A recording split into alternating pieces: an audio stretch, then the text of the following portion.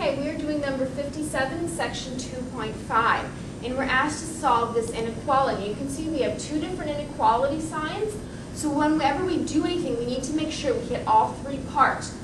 The left side, the middle, and the right side, and we need to make sure we do the same thing to each portion.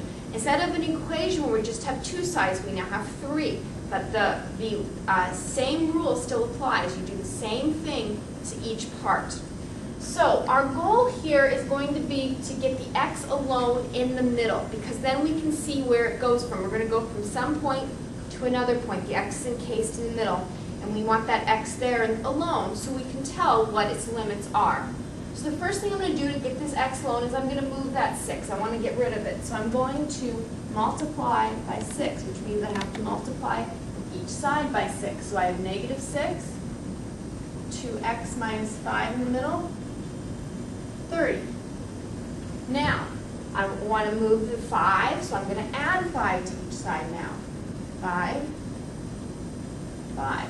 So I've got a negative 1 here, 2x, 35. Now, I need to move the 2. It's multiplied. I do the opposite. I divide. So I divide each part by it. So negative 1/2 x, 35 halves. So, first thing we're going to do, we're going to write this in interval notation.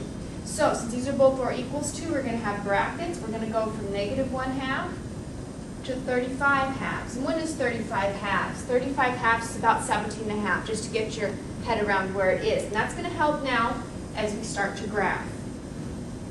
So here's our 0 in the middle. Here's, let's say, 1, so 1/2 is somewhere in here, negative 1/2. And this is closed, so there's our dot. And then we need to go out, what, 17.5, so 1, 2, 3, 4, 5, 6, 7, 8, 9, 10, 11, 12, 13, 14, 16. Here's 17, here's 18, so here in the middle, approximately 35.5. And we just connect the two dots, and this is our graph. This is our interval notation answer, and here's the inequality we started with.